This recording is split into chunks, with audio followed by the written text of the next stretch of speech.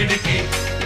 உன்னை பத்தி ஊருக்குள்ள கேள்விகளும் சொன்னாங்க ஒதுங்கி நின்ன மாறப்பையும் ஒழுங்கு பண்ணி போட்டாங்க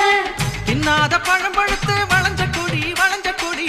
என்ன மட்டும் அடியில் வச்சு முடிஞ்ச கடி வாக்குவாதம் செய்யும் பொன்னையா